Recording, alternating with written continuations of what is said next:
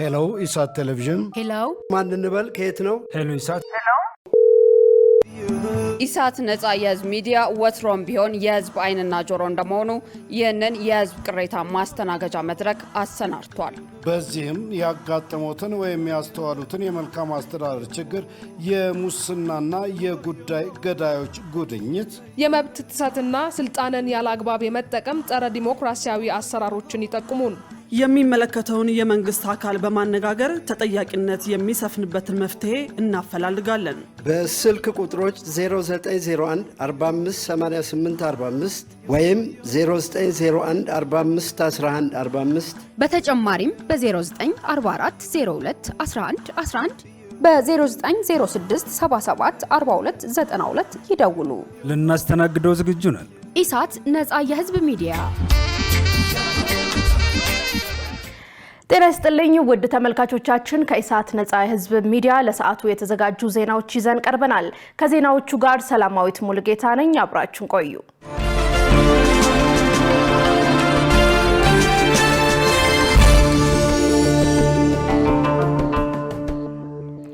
የኢትዮጵያ የተፋሰስና የአካባቢ ጥበቃ ስኬታማ የልማት መርሃ ግብሮች የበለጸገ የደን ሀብት እንዲፈጠር አድርጓል ተባለ። በተያዘው በጀት ዓመት የተቀናጀ የተፋሰስ ልማት መርሃ ግብር 3.9 ሚሊዮን ሄክታር መሬት መልማቱን የግብርና ሚኒስቴር አስታውቋል። በግብርና ሚኒስቴር የተፈጥሮ ሀብት ልማት ጥበቃና አጠቃቀም መሪ ስራ አስፈጻሚ ፋኖሴ መኮንን የሰው ሰራሽና የተፈጥሮ አደጋ የፈጠረው የደን መመናመን ከፍተኛ የአካባቢ መራቆትን አስከትሎ ነበር ብለዋል። ይህም የኢትዮጵያ የአፈር ለምነትን በመቀነስ በግብርና ምርታማነት፣ በዱር እንስሳትና እጽዋት ደህንነት ላይ ከፍተኛ ተጽዕኖ ፈጥሮ እንደነበር አስታውቀዋል። በዚህም በኢትዮጵያ ሀገራዊ ለውጥ ማግስት በአረንጓዴ አሻራና የአካባቢ ጥበቃ ልማት መርሃ ግብር የስነ ምህዳር ደህንነት እንዲያገግም ያስቻለ ስኬታማ ስራ እየተሰራ እንደሚገኝ ገልጸዋል። በተለይም በ2011 ዓመተ ምህረት የተጀመረው የአረንጓዴ አሻራ የህብረተሰብ የተቀናጀ የተፋሰስ ልማትን ባህል በማጎልበት የስነ ምህዳር ደህንነትን እያስጠበቀ መሆኑን ተናግረዋል። በዘንድሮ የ2018 ዓመተ ምህረት በጀት ዓመትም በ22059 ተፋሰሶች 4.6 ሚሊዮን ሄክታር መሬት ለማልማት በተያዘው እቅድ እስካሁን 3.9 ሚሊዮን ሄክታር መሬት በበጋ ተፋሰስ መልማቱን አስታውቀዋል። ይህም የህብረተሰቡ የአካባቢ ጥበቃ ባለቤትነት በማረጋገጥ ኢትዮጵያ በደን ሀብት የበለጸገች ለምለም ሀገር እንድትሆን እያደረገ መሆኑን አንስተዋል ሲል ኢዜአ ዘግቧል። በአማራ ክልል ከ99 ሺህ በላይ ተማሪዎች የ12ኛ ክፍል ብሔራዊ ፈተና ይወስዳሉ ተባለ። በአማራ ክልል ከ99 ሺህ በላይ ተማሪዎች ለ12ኛ ክፍል ብሔራዊ ፈተና ዝግጅት እያደረጉ መሆኑን የክልሉ ትምህርት ቢሮ አስታውቋል። የቢሮው ኃላፊ ጥላሁን ወርቅነህ ለጋዜጣ ፕላስ እንደገለጹት የዘንድሮውን የ12ኛ ክፍል ፈተና 99900 ተማሪዎች ውጤታማ እንዲሆኑ ዘርፈ ብዙ የእቅድ ዝግጅት ስራዎች እየተከናወኑ ይገኛሉ። ተማሪዎች የስነ ልቦና ዝግጅት እንዲኖራቸው በስነ ልቦና ምሁራን የምክር አገልግሎት እንዲያገኙ ከመደበኛው የክፍል ትምህርት በተጨማሪ የማካካሻ ትምህርቶችና ሞዴል ፈተናዎችን የመስጠት ስራ እየተሰራ መሆኑን አስታውቀዋል። ፈተናውን 100% በበይነ መረብ ለመስጠት የታቀደውን ሀገራዊ ግብ ለማሳካትና ክልሉ ሰፊ የቅድመ ዝግጅት ስራዎች እያከናወነ መሆኑን አስታውቀዋል። በዚህም መሰረት በየደረጃው ያሉ ኮምፒውተሮችን የመጠገን አዳዲስ ግዢዎችን የመፈጸምና የኢንተርኔት መሰረተ ልማት የማሟላት ስራዎች በስፋት እየተከናወኑ ይገኛሉ ብለዋል። በፈተና ወቅት የኤሌክትሪክ ኃይል የኢንተርኔት አገልግሎት መቆራረጥ እንዳያጋጥም ኢትዮ ቴሌኮም፣ የኢትዮጵያ ኤሌክትሪክ ኃይልና ሌሎች አጋር አካላትን ያካተተ ኮሚቴ ተቋቁሞ ወደ ተግባር መገባቱንም አመልክተዋል። ከዚሁ ጋር ተያይዞ በሁለተኛ ደረጃ ትምህርት ቤቶች የመማሪያ መጽሐፍ አቅርቦት ለአንድ ተማሪ አንድ መጽሐፍ በሚል ደረጃ ተደራሽ መደረጉ ለተማሪዎቹ ዝግጅት ትልቅ አቅም ፈጥሯል ሲሉ አስረድተዋል።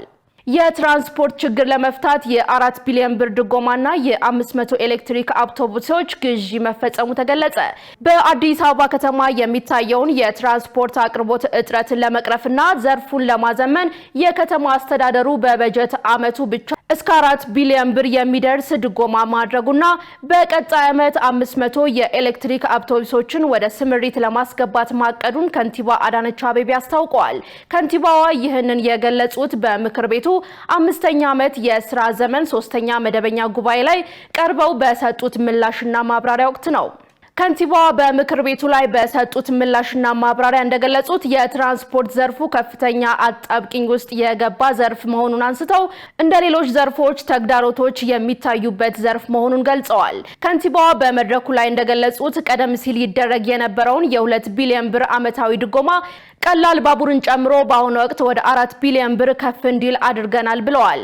የሰሞኑን የትራንስፖርት ጫና ለማቃለልም የመንግስት መስሪያ ቤቶች ተሽከርካሪዎች ለህዝብ አገልግሎት እንዲውሉ መደረጉና ከግል ባለቤቶች ተሽከርካሪዎችን በመከራየት ስምሪት እየተሰጠ መሆኑን ገልጸዋል። የትራንስፖርት ዘርፉ በቴክኖሎጂና በዘመናዊ መሳሪያዎች እየተደራጀ መሆኑና በቀጣይ ዓመት ከተማዋ ሙሉ በሙሉ ወደ ስማርት ትራንስፖርት ሲስተም እንደምትሸጋገር ጠቁመዋል። ይህም የስምሪት ቁጥጥር በጂፒኤስ የታገዘ በማድረግ ውጤታማነት እንደሚያረጋግጥ ተመልክቷል። ለቀጣይ ዓመት ትልቅ ኢንቨስትመንት የተደረገባቸው 500 የኤሌክትሪክ አውቶቡሶች ወደ ሀገር ውስጥ እንዲገቡ የተረጋገጠ ሲሆን ይህ በአንድ ጊዜ የተፈቀደ ከፍተኛ የትራንስፖርት ግዢ መሆኑን ተገልጿል። የሰው ህይወት ያጠፋን የፖሊስ አባልን በቁጥጥር ስር አውሎ ምርመራ እያጣራ መሆኑን የአዲስ አበባ ፖሊስ ዋና ጠቅላይ መምሪያ አስታወቀ። የአዲስ አበባ ፖሊስ ዋና ጠቅላይ መምሪያ ሚያዝያ 29 ቀን 2018 ዓ.ም በጉለሌ ክፍለ ከተማ ወረዳ 1 ከቀኑ 10 ሰዓት ከ40 ላይ አቶ ተገኝ ባልቻን በክላሽንኮፕ ጠመንጃ የገደለውን ረዳት ሳጅን ማቴዎስ ተመቸን በቁጥጥር ስር አውሎ ምርመራ እያጣራ መሆኑን አስታውቋል። ፖሊስ ባደረገው ምርመራ ከዚህ ቀደም በሟችና በፖሊስ አባሉ መካከል ጠብ ተፈጥሮ አቶ ተገኝ በፖሊስ ላይ ባደረሰው ጉዳት ታስሮ በዋስ መለቀቁን አስታውቋል። ይህ በእንዲህ እንዳለ በእለቱ ሟች በሌላ ወንጀል ተጠርጥረው በፖሊስ ተይዘው ወደ ፖሊስ ጣቢያ ከሄዱ በኋላ ከመኪና ወርደው ወደ ውስጥ እንዲገባ ሲጠየቅ አልገባም በሚል ግብግብ በመፍጠራቸው በአካባቢው ግርግር አጋጥሞ እንደነበር ፖሊስ ገልጿል። ምንም እንኳን ግለሰቡ ከፖሊስ አባላት ጋር ግርግር መፍጠራቸው ተገቢ ባይሆንም የፖሊስ አባሉ የፈጸመው ድርጊት ፍጹም ተቀባይነት የሌለው ኢሰብአዊ ድርጊት መሆኑና ፖሊስ ከቆመለት ዓላማ በተቃራኒ የተፈጸመ በመሆኑ ተቋሙን የማይወክል መሆኑን የአዲስ አበባ ፖሊስ ዋና ጠቅላይ መምሪያ አስታውቋል። የአዲስ አበባ ፖሊስ በግለሰቦች ላይ የሚፈጸምን መሰል ድርጊቶች የማይታገስ መሆኑና የግድያውን የምርመራ ውጤት በቅርብ ለሕዝብ ይፋ እንደሚያደርግ አስታውቋል። የነጻነትና እኩልነት ፓርቲ በመጪው ሀገራዊ ምርጫ በህዝብ ይሁንታ ድምጽ ለማግኘት ዝግጅት ማድረጉን የፓርቲው ፕሬዝዳንት ዶክተር አብዱልቃድር አደም ገለጹ።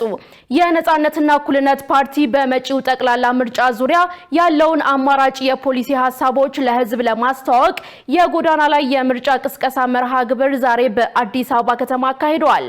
ፓርቲው ባካሄደው የቅስቀሳ መርሃ ግብር በኢኮኖሚ በማህበራዊና በፖለቲካ ዘርፎች የያዛቸው አዳዲስ አማራጭ እቅዶች ለደጋፊዎችና ለነዋሪዎች አቅርበዋል።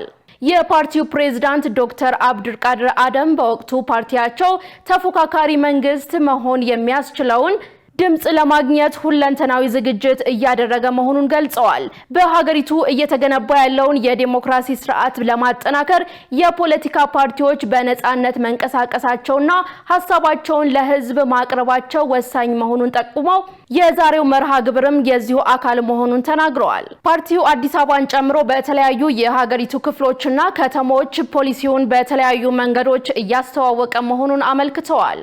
የኢትዮጵያ ብሔራዊ ምርጫ ቦርድ የዘንድሮው 7ኛው ጠቅላላ ምርጫ ግንቦት 24 ቀን 2018 ዓ.ም እንደሚያካሄድ ማስታወቁ ይታወሳል። ዘገባው የኢዜአ ነው።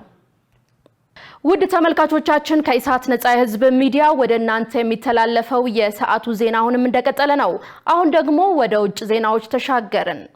የኢራን ውጭ ጉዳይ ሚኒስትር አሜሪካን በግዴለሽነት ወታደራዊ ጀብዱ ከሰሱ።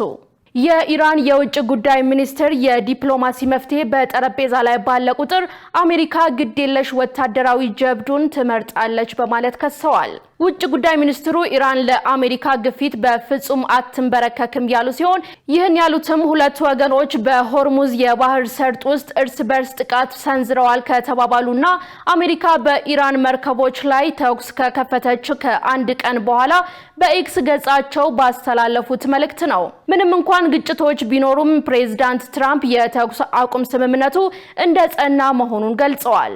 ይህ ስምምነት አሜሪካና እስራኤል በየካቲት ወር የጀመሩትን ጦርነት ለማስቆም የሚያስችል ንግግሮችን ለማድረግ ያለመ ነው። እንደ አሜሪካው የውጭ ጉዳይ ሚኒስትር ማርኮ ሩቢዮ ገለጻ ኢራን ለአሜሪካ የሰላም ጥያቄ የሰጠችው ምላሽ አርብ ዕለት ይጠበቅ ነበር። ሩቢዮ በጣሊያን ባደረጉት ጉብኝት ወቅት ጥያቄው ቁም ነገር ያለው እንደሚሆን ተስፋ አደርጋለሁ ብለዋል ሲል ቢቢሲ ዘግቧል።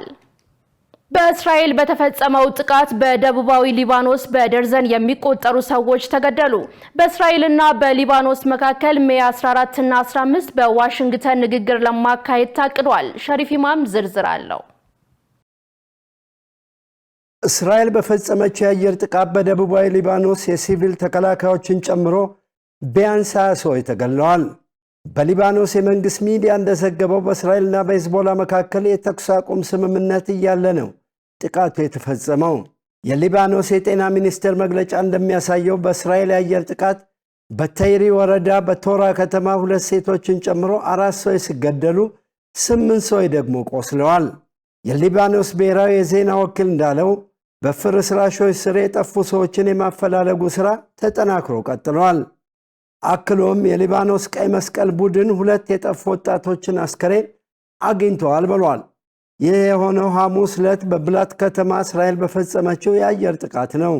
እንደ ዜና ወኪሉ አርብ ዕለት በአየር ጥቃቱ ናቢዝ፣ ቢንት ጀቢልና ሲዶን ከተሞች በአየር ጥቃቱ የተመቱ ከተሞች ናቸው።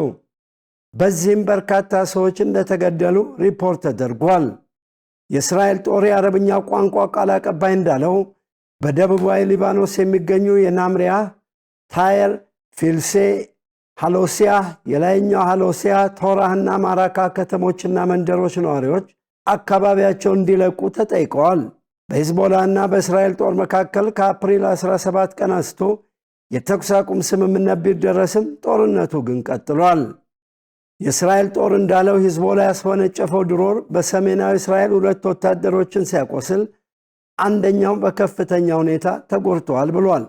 ሌላ የድሮን ጥቃት በደቡባዊ ሊባኖስ በእስራኤል ኃይሎች ቁጥጥር ስር ባለ አካባቢ 1 ወታደር ቆስሏል። የሊባኖስ ታጣቂ ኃይል እንዳለው ባለፉት 24 ሰዓታት በደቡባዊ ሊባኖስ በርካታ ጥቃቶችን በእስራኤል ኃይሎች ላይ ፈጽሟል። ሂዝቦላ እንዳለው እስራኤል የተኩስ አቁም ስምምነቱን በመጣሷ የተደረገ ምላሽ ነው ብሏል።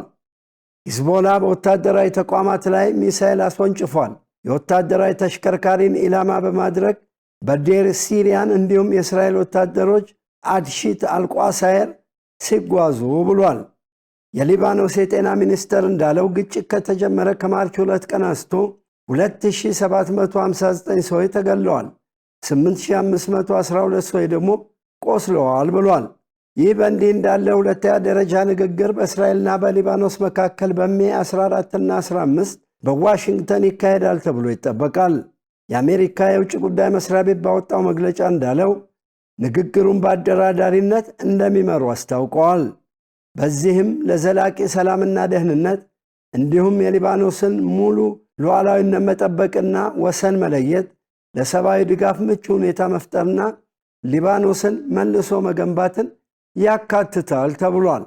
መረጃው የአልጀዚራ ነው። ውድ ተመልካቾቻችን ከኢሳት ነጻ የህዝብ ሚዲያ ወደ እናንተ ሲተላለፍ የነበረው የሰዓቱ ዜና ተጠናቋል። ከዜናዎቹ ጋር ሰላማዊት ሙሉጌታ አብሬያችሁ ቆይታ አድርጌያለሁ። መልካም ጊዜ